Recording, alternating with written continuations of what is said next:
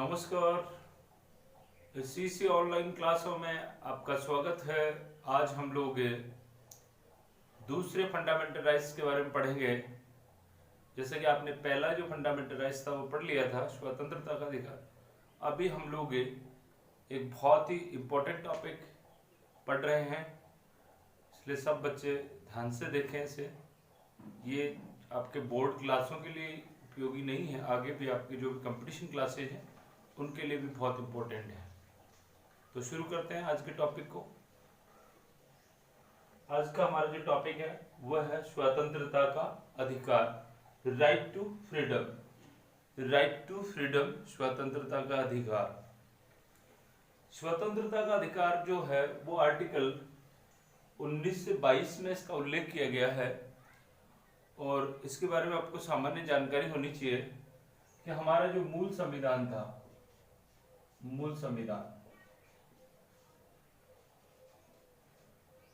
मूल संविधान में इन स्वतंत्रताओं की संख्या 7 थी।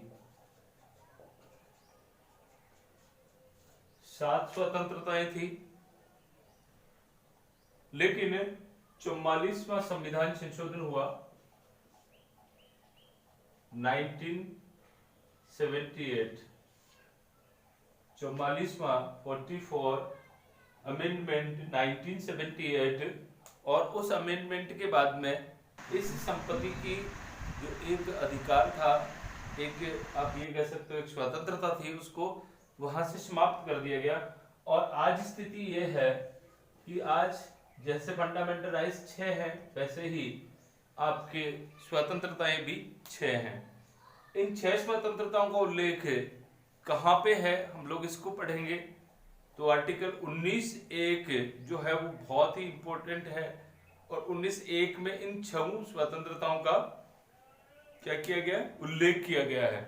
तो लेते हैं सबसे पहले 19(1) का कै।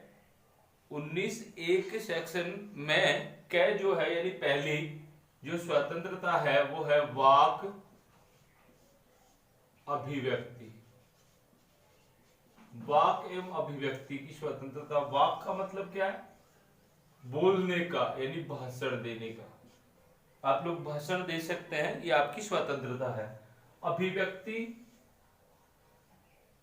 Freedom of speech, freedom of expression यानी अभिव्यक्ति। अभिव्यक्ति को हम लोग ये कह सकते हैं, आप अपना विचार रख सकते हैं,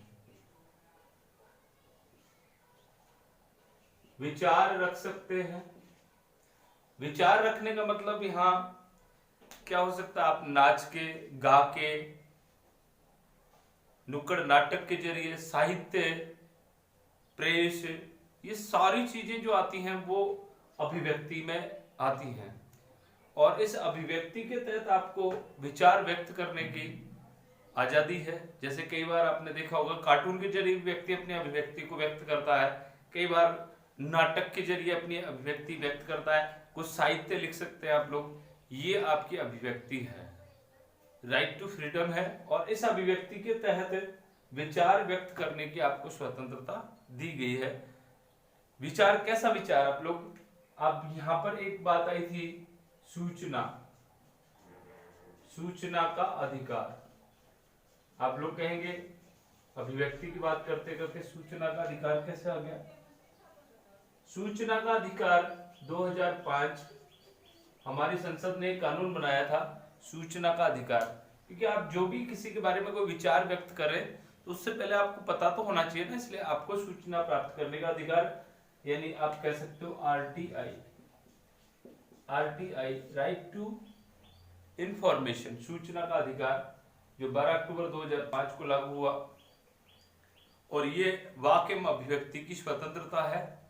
और इस वाक एवं अभिव्यक्ति की स्वतंत्रता को लेकर कई बार सुप्रीम कोर्ट ने कई महत्वपूर्ण फैसले दिए हैं, जिसमें आप देख सकते हैं अभी एक मूवी आई थी पद्मावती, उसको लेकर भी समाज विशेष ने विरोध किया उसका, और फिर उसको चैलेंज किया गया कोर्ट के जरिए और उसका नाम चेंज किया गया। इस तरह की कई चीजें आती हैं इसमें।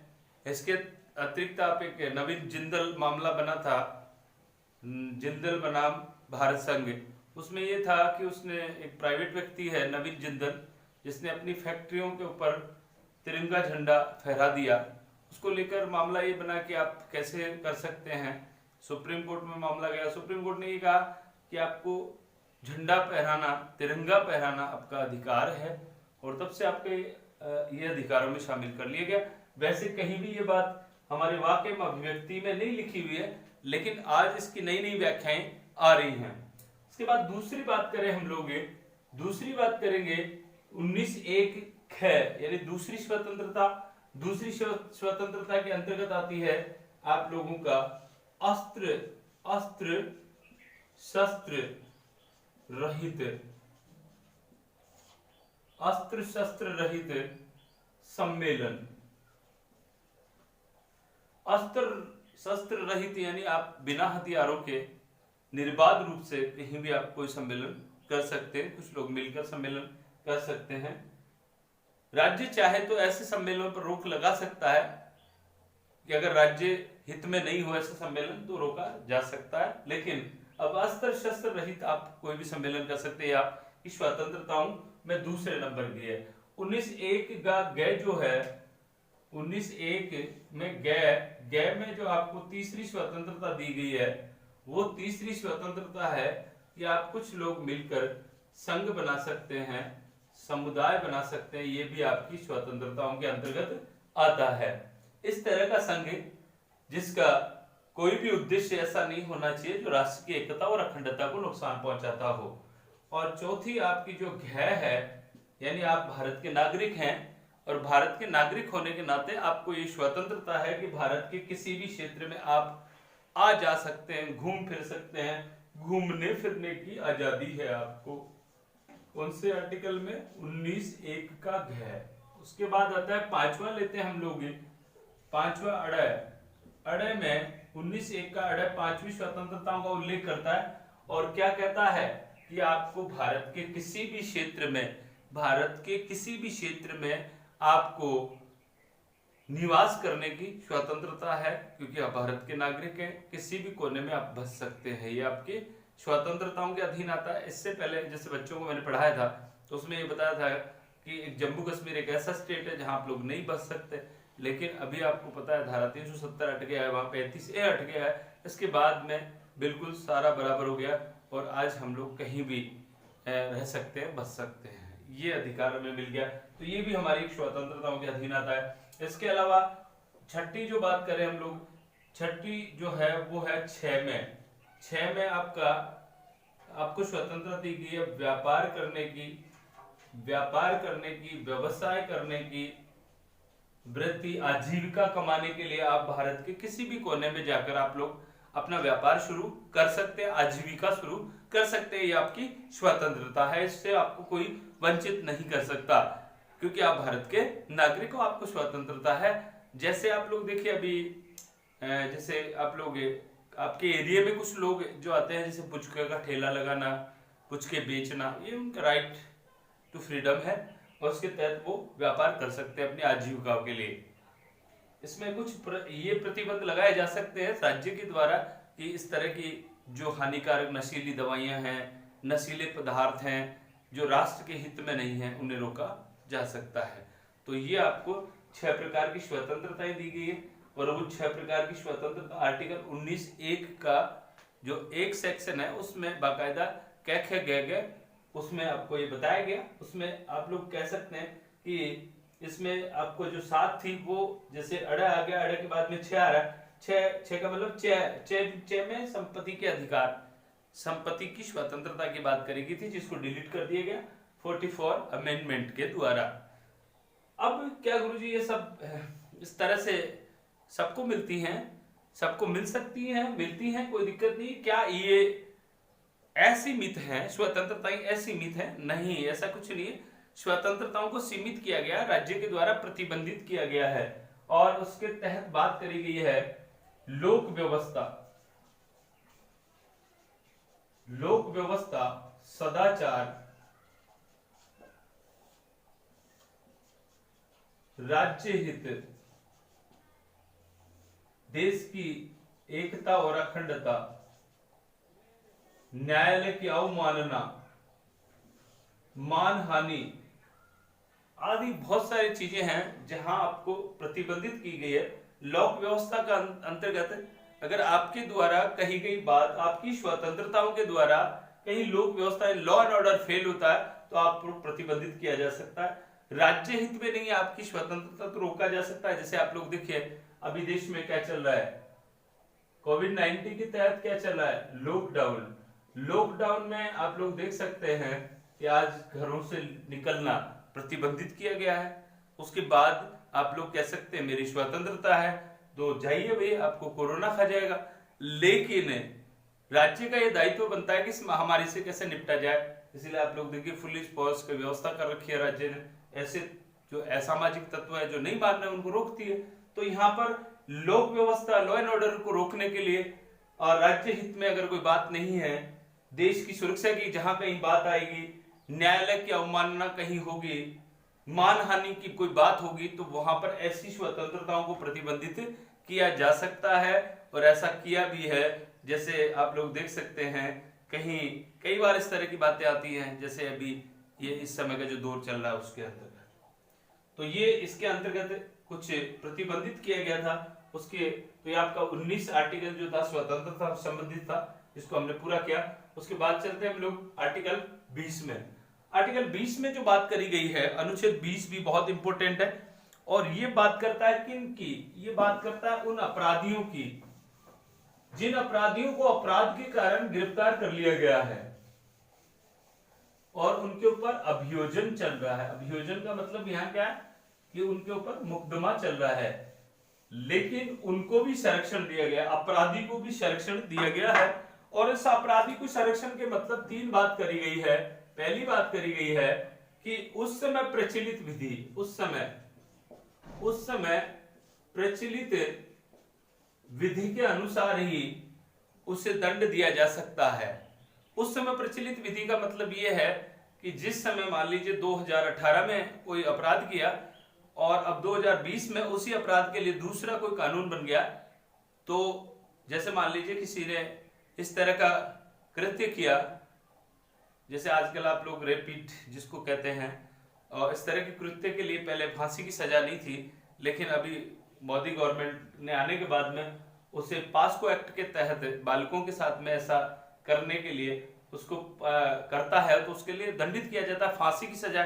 लेकिन अगर उसने 2018 में ऐसा कुछ किया हो या उससे पहले का कोई मामला हो तो उस समय जो प्रचलित विधि है उसके अनुसार ही उसको सजा मिलेगी। ये बंदी को संरक्षण दिया गया है। दूसरी बात करी गई है यहाँ पर, दूसरी बात में हम लोग बात करें दोहरे दंड का अभाव।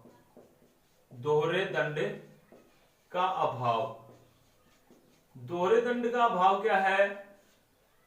दोहरे दंड का अभाव का मतलब एक अपराध के लिए एक बार ही सजा दी जा सकती है। एक अपराध के लिए एक बार ही सजा दी जा सकती है। इसका मतलब क्या है, इसको आप लोग इस उदाहरण से समझ सकते हैं। जैसा कि आपको पता है भारत के एक युवा प्रधानमंत्री हुए थे राजीव गांधी। राजीव गांधी जी की 21 मई 1991 में लिट्टे के आतंकवादियों के द्वारा हत्या कर दी गई। तो उन हत्यारों पर केस चला और उन्हें 1994 में फांसी की सजा सुना दी गई। 1994 में फांसी की सजा सुना दी गई। उन लोगों ने 1994 में फांसी की सजा जब उन्हें हुई, उसके बाद 2004 में वो लोग एक राष्ट्रपति के पास एक पावर होता है समायाचना। समायाचना यानी इसको आप लोग के आर्टिकल लेते हैं इसके लिए 72 में जब हम राष्ट्रपति पढ़ेंगे उस समय इस आर्टिकल को पढ़ेंगे तो विस्तृत से जानकारी प्राप्त करेंगे। आर्टिकल 32 के तहत राष्ट्रपति को यह अधिकार है किसी भी सजा पाए हुए व्यक्ति की सजा को कम कर सकता है, निलंबित कर सकता है, विलंबित कर सकता है। तो 2004 में जब इन्हें फांसी लगने वाली थी उस समय इन्होंने बचाव के लिए क्षमा याचना के लिए रिट दायर की किसके पास? राष्ट्रपति के पास। राष्ट्रपति ने 2011 तक हाँ ना में निकाल दिया और 2011 में बाकायदा राष्ट्रपति ने कहा कि ऐसे अपराधियों को सजा होनी चाहिए और फांसी होनी चाहिए। 2011 में ये लोग मद्रास हाई कोर्ट में गए और मद्रास हाई कोर्ट ने तर्क क्या दिया? दोहरे दंड का। यानी इनके जो वकील थे उन्होंने पक्ष रखा कि मेरे जो मुवक्किल हैं या मेरे जो भी जिनका मैं केस लड़ रहा हूं वो लोग 1994 में उन लोगों को जेल में डाल दिया गया था और उस समय उनको फांसी की सजा दी गई और 2011 तक अभी तक उन्हें फांसी नहीं हुई। ऐसी स्थिति में वह लगभग 20 साल तक जेल में रह गए और इसके साथ साथ जेल के साथ साथ मानसिक रूप से टॉर्चर भी हुए क्योंकि आज फांसी होने वाली है कल। तो एक ही मामले के लिए उन्होंने राजीव गांधी जी की हत्या की है, एक ही मामले के लिए 20 साल जेल और अब उनको फांसी हो रही है। तो दोहरे दंड का तो कोर्ट ने बाकायदा फांसी की सजा को क्या कर दिया? खारिज कर दिया। इस तरह से दोहरे दंड का अभाव है किसी भी अपराधी के लिए। तीसरी बात करी गई है कि किसी भी अपराधी को स्वयं के लिए गवाही के लिए बाध्य नहीं किया जा सकता। किसी व्यक्ति को, अपराधी को अगर टॉर्चर किया जाए और उसे अपने ही खिलाफ गवाही के लिए खड़ा किया जाए कोर्ट में तो ये जरूरी नहीं है या ये गलत है, मतलब न्यायालय के अनुसार उसे बाध्य नहीं किया जा सकता। जैसे आज के समय में बहुत सारे इस तरह के टेस्ट आ रहे हैं, जैसे नार्को टेस्ट है, जैसे डीएनए है, इसके अलावा और एक झूठ पकड़ने की एक मशीन होती है, उसके तहत उगलाया जा सकता है, लेकिन बिना उसकी मर्जी के अपराधी के इसको मतलब ये नहीं किया जा सकता। इसके पीछे ये रीजन बताया गया कि ये इसकी स्वतंत्रता है और इस स्वतंत्रता का हनन होता है। तो यहाँ अपराधियों को भी संरक्षण दिया गया है, अपराधियों को भी संरक्षण दिया गया है। इसके तहत आगे देखें आप लोग तो इस तरह से आपका जो ये आर्टिकल था 20 ये कंप्लीट हुआ। उसके बाद चलते हैं आर्टिकल हम लोग अगला पढ़ेंगे 21 जो कि महत्वपूर्ण है, जो अगली क्लास में पढ़ेंगे।